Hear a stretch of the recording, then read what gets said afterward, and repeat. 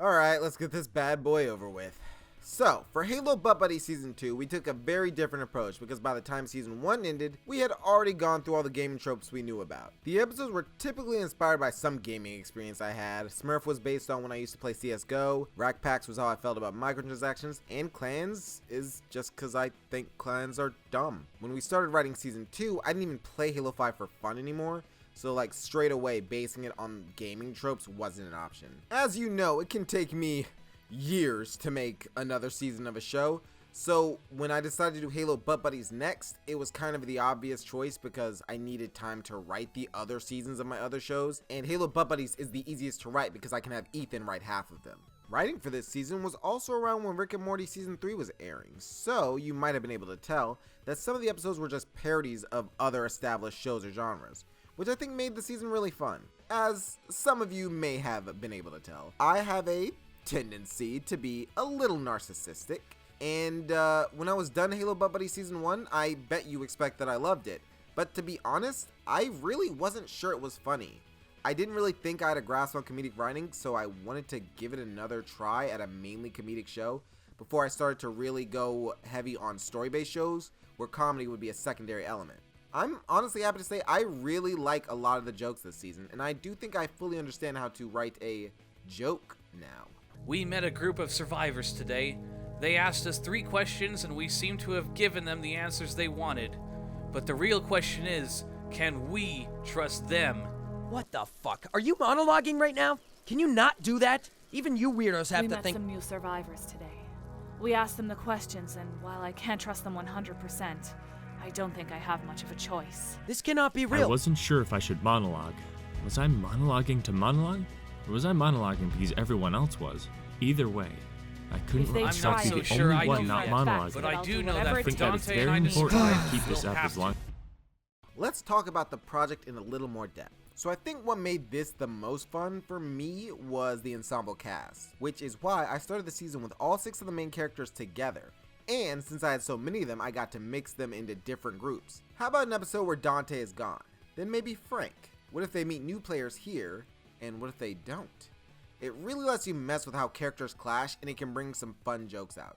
Another thing I messed with a lot was the intro.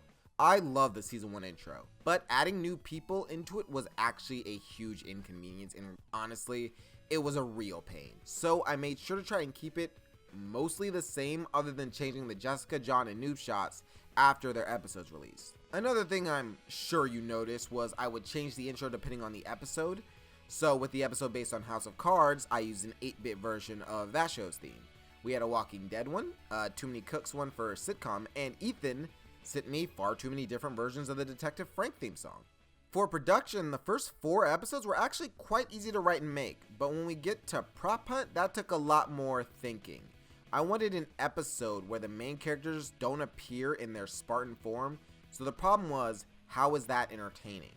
Most of my episodes typically involve the characters just standing and talking to each other without that much movement, but even I have to admit, looking at a traffic cone for 10 minutes is a little ridiculous. I actually think this was in production around when Baby Driver released, and that's when I decided Edgar Wright was officially my favorite director, and I spent about a month just researching his techniques and looking up things on visual comedy to make this episode as entertaining as I could. Life of Noob also required a ridiculous amount of thinking. When this script was pitched and the first draft was sent by Ethan, it originally wasn't in first person, but I thought it'd be more fun if it was, so I went through the entire ordeal that was getting that done and making it not look awful. Then the MLG Clans episode required a lot of work also with the action, and the body acting was also very complicated for this because it had to seem like there were about 16 people, or a lot at least, in the lobby, and that was really hard with like 5 body actors. And do not get me started on Darknet. That was only about 14 minutes shorter than the entire first season, and the episode took over 6 months to finish. But honestly, most of this episode didn't encounter many problems. The first 15 minutes or so were just simple dialogue scenes. Then for the second act, we broke up the main characters into 2 separate groups so that we could make the body acting easier and see some dynamics we hadn't before in the series. And once you got those 2 things out of the way, that was the first 45 minutes out of an hour.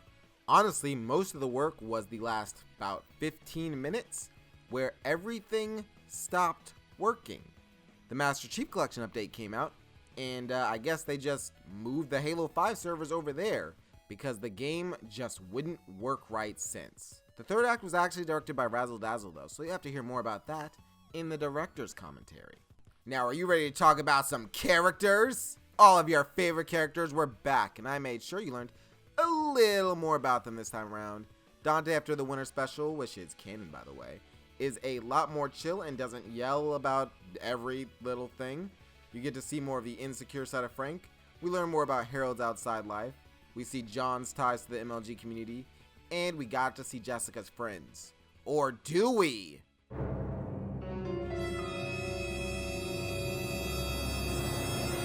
You also got to learn a little more about Noob, and you get to see that Noob is not just one kid, but a bunch of kids who constantly switch places and take turns playing with our main characters.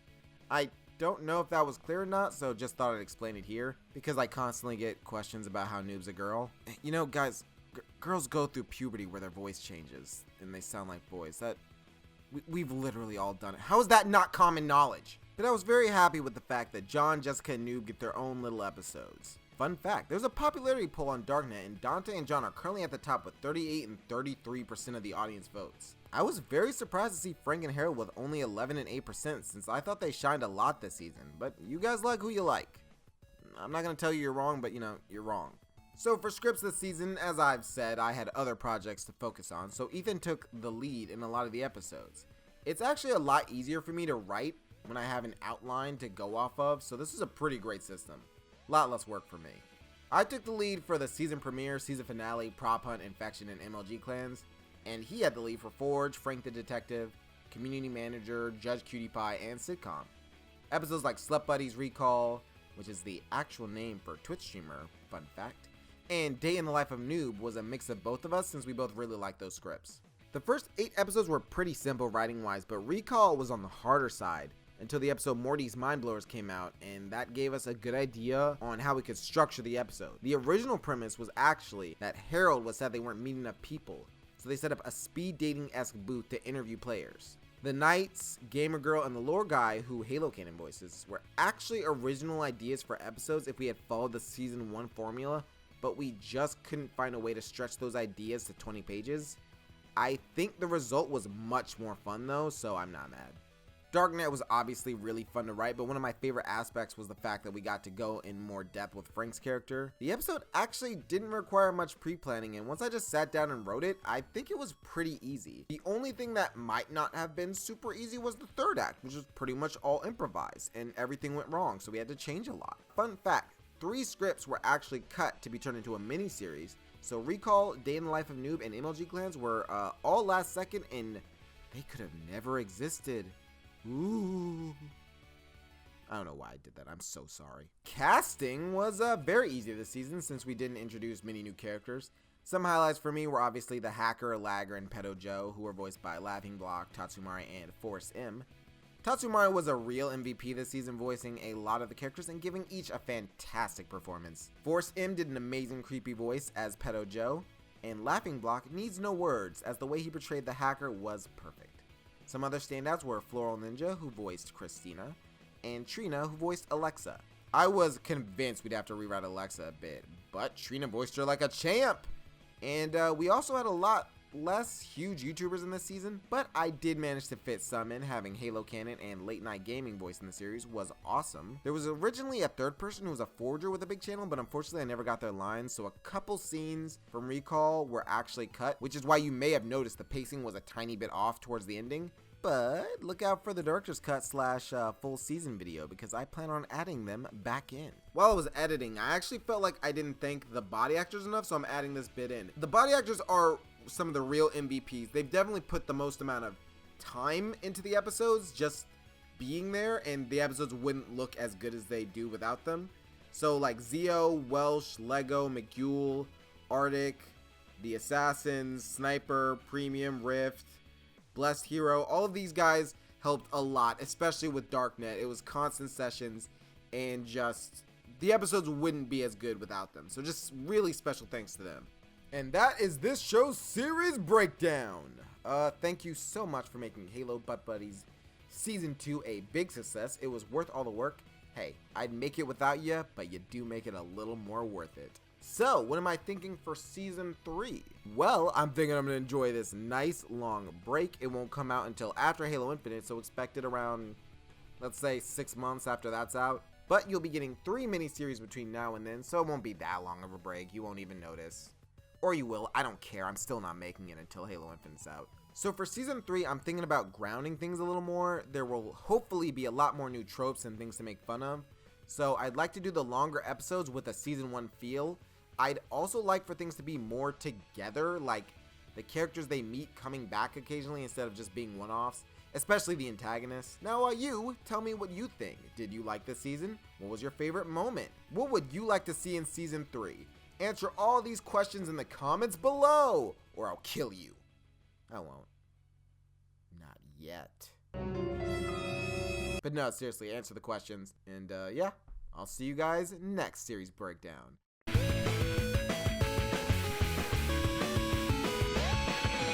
Hey, did you enjoy that video? If you did, you should consider supporting my Patreon.